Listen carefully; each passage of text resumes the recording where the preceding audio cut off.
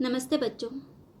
बच्चों, हम देखते हैं जब बड़े लोग या बुजुर्ग हमसे बात करते हैं तो उनकी बातों में वो मुहावरों का या कहावतों का प्रयोग करते हैं।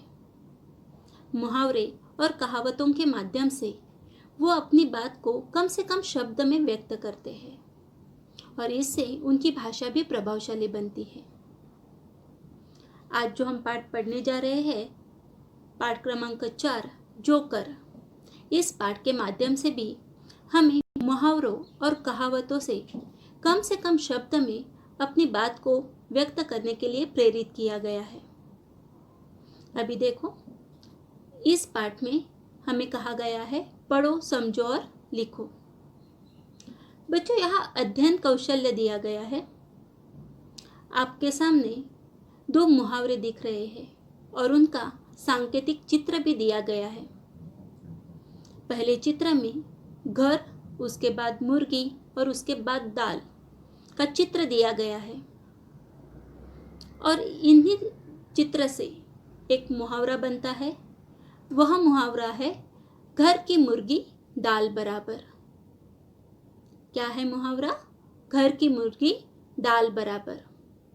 अभी इस मुहावरे का अर्थ क्या है? तो जो चीज़ हमें आसानी से मिलती है उसकी कोई कीमत नहीं होती। क्या है इस मुहावरे का अर्थ? जो चीज़ हमें आसानी से मिलती है उस चीज़ का कोई कीमत या मूल्य नहीं होता। अभी इस मुहावरे का हम वाक्य में प्रयोग इस प्रकार कर सकते हैं कि घर का खाना कितना भी अच्छा हो लेकिन वो हमें अच्छा नहीं लगता, लेकिन बाहर का खाना बहुत स्वादिष्ट लगता है। इसे ही कहा जाता है घर की मुर्गी दाल बराबर। दूसरा जो सांकेतिक चित्र है उसमें कुछ अंक दिए गए हैं, 9, 2 और 11, और इससे जो मुहावरा बनता है वह इस प्रकार है 9, 2, 11 होना, मतलब भाग जाना। पुलिस को देखते ही चोर 9, 2, 11 हो गई, मतलब पुलिस को देखते ही चोर भाग गए। अभी बच्चों, इस प्रकार हमें 5 मुहावरों या कहावतों का सांकेतिक चित्र बनाना है। चलो देखते हैं। अभी आपके सामने जो पहला चित्र है उस चित्र से जो मुहावरा बनता है, आपको कुछ सूझा है? यह कौन सा मुहावरा हो सकता है? चलो मैं बताती हूँ। जो पहला सांकेतिक चित्र है उस चित्र से जो मुहावरा बनता है वह है आस्तीन का सांप होना। क्या? आस्तीन का सांप होना। इसका मतलब है ऐसे दोस्त जिस पर हम भरोसा करते हैं और वही दोस्त समय पर हमें धोखा देते हैं। बच्चों, हमारे जीवन में कितने सारे लोग आते हैं, दोस्त आते हैं, जिनको हम अपनी मन की बात बताते हैं, जिन पर हम विश्वास करते हैं, लेकिन वही लोग या वही दोस्त समय आने पर हमें धोखा देता है और इन्हीं के लिए आस्तीन का सांप, यह मुहावरों का प्रयोग किया जाता है। इस मुहावरों का हम वाक्य में प्रयोग इस प्रकार कर सकते हैं। अनाथ संजय को शर्मा जी ने अपने बच्चों के जैसे पाला, लेकिन इसी संजय ने संपत्ति के लिए शर्मा जी को घर से बाहर निकाला। वह तो आस्तीन का सांप निकला। अभी जो दूसरा चित्र है, सांकेतिक चित्र, उस चित्र से जो मुहावरा बनता है वह है भैंस के आगे बीन बजाना। क्या है? भैंस के आगे बीन बजाना, मतलब निरर्थक प्रयत्न करना, मूर्ख को समझाने की कोशिश करना। कुछ लोग ऐसे होते हैं कि उनको कितना भी समझो लेकिन उस पर उसका कुछ भी असर नहीं होता, और उन लोगों के लिए इस मुहावरों का प्रयोग किया जाता है भैंस के आगे बीन बजाना। इस मुहावरों का वाक्य में प्रयोग इस प्रकार है, मैंने तुमको कितना समझाया लेकिन तुझे समझ में ही नहीं आ रहा है। तुझे समझाना मतलब भैंस के आगे बीन बजाने जैसा है। अभी जो तीसरा चित्र है, उस चित्र को देखकर आपको समझ में आ रहा है कि यह कौन सा मुहावरा है। यह मुहावरा है ऊंट के मुंह में जीरा। क्या? ऊंट के मुंह में जीरा। इस मुहावरे का अर्थ है कि आवश्यकता से भी बहुत कम मिलना, जितना हमने सोचा है उससे भी बहुत कम मिलना। मुझे तो एक लड्डू ही मिला है, यह तो ऐसे हो गया कि ऊंट के मुंह में जीरा। इस प्रकार भी हम वाक्य का प्रयोग कर सकते हैं। अभी जो अगला सांकेतिक चित्र है वह है मुंह में पानी भराना। उस सांकेतिक चित्र से कौन सा मुहावरा बनता है? मुंह में पानी भराना। और इस मुहावरे का अर्थ है खाने के लिए जी ललचाना।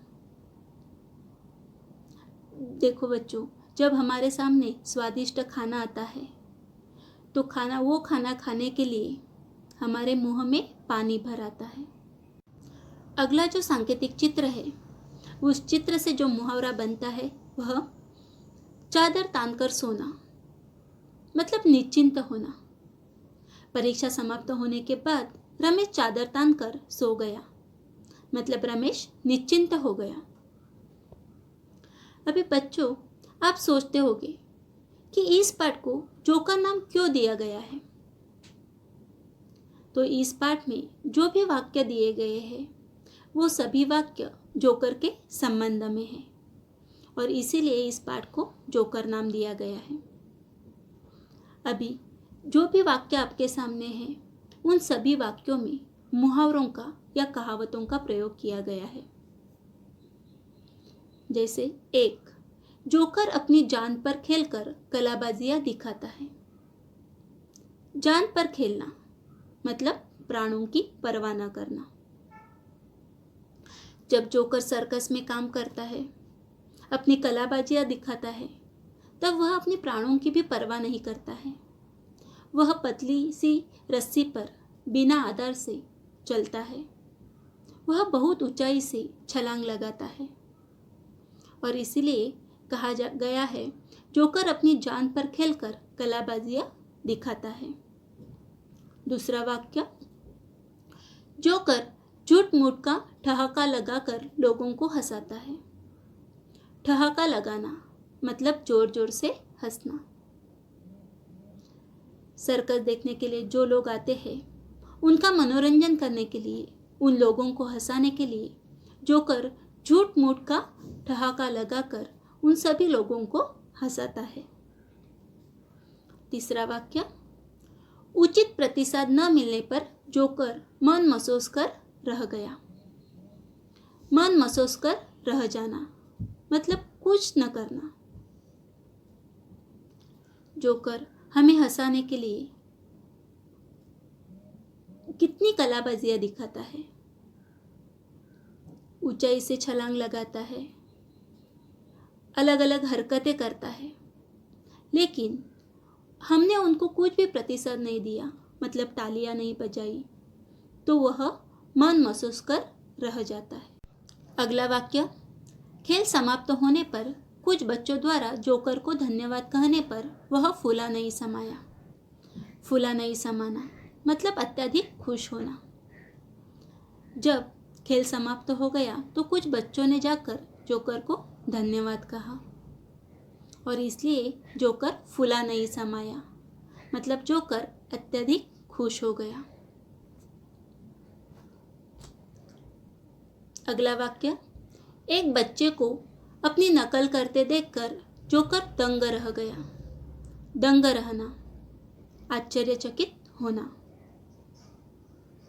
जोकर ने जैसी कलाबाजियां की थी उसी प्रकार की नकल एक बच्चा कर रहा था और उस बच्चों को देखकर जोकर दंग रह गया, मतलब आश्चर्यचकित हो गया।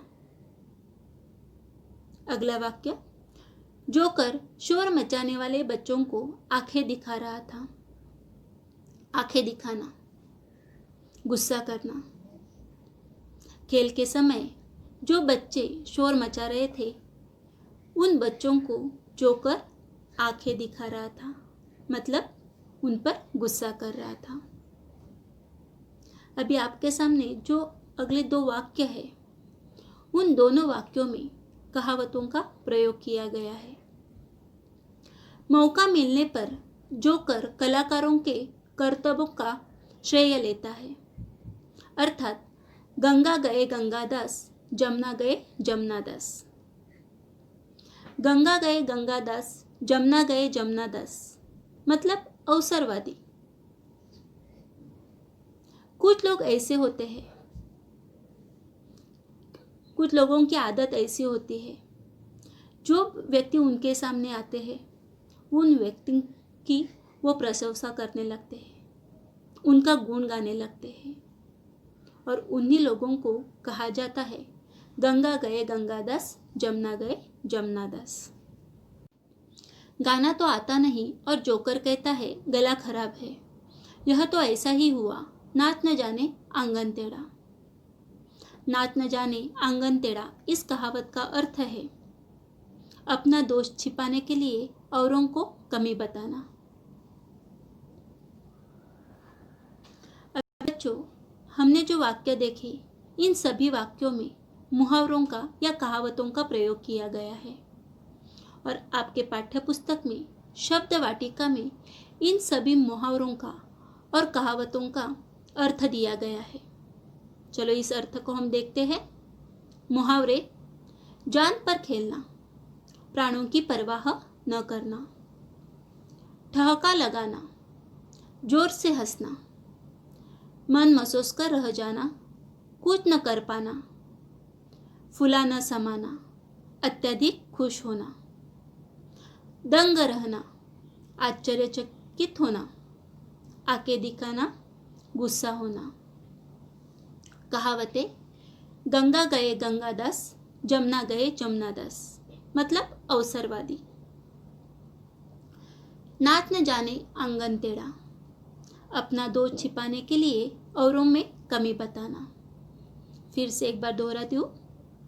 मुहावरे: जान पर खेलना, प्राणों की परवाह न करना। ठहाका लगाना, जोर से हंसना। मन महसूस कर रह जाना, कुछ न कर पाना। फूला न समाना, अत्यधिक खुश होना। दंग रहना, आश्चर्यचकित होना। आके दिखाना, गुस्सा होना। कहावतें: गंगा गए गंगादास, जमुना गए जमुनादास। अर्थ है अवसरवादी।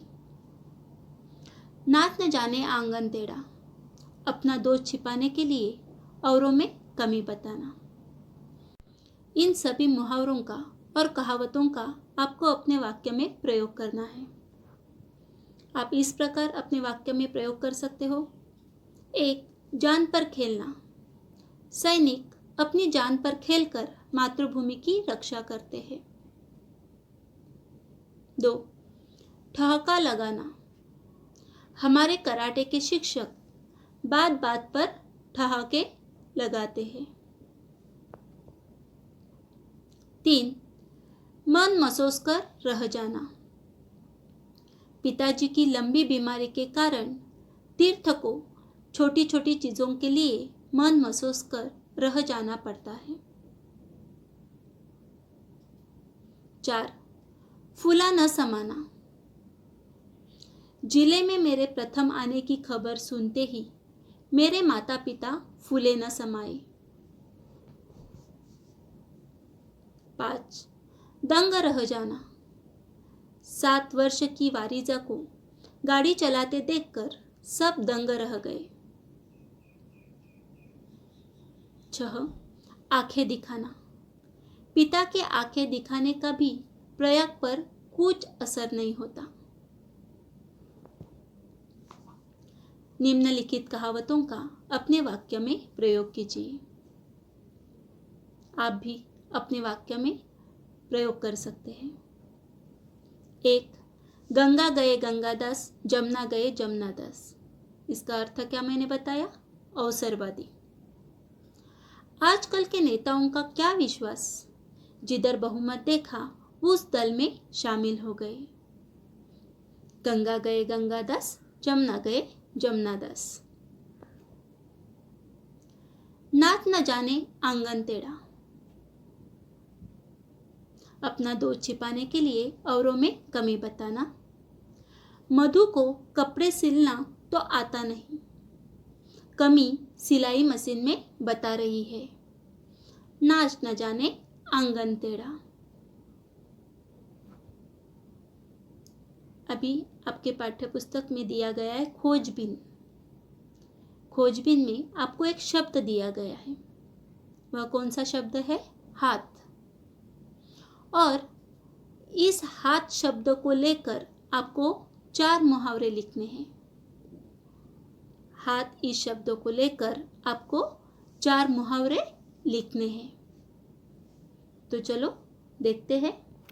हाथ पर आधारित 4 मुहावरे इस प्रकार है। 1. हाथ साफ करना। इसका अर्थ है चुरा लेना या लूट लेना।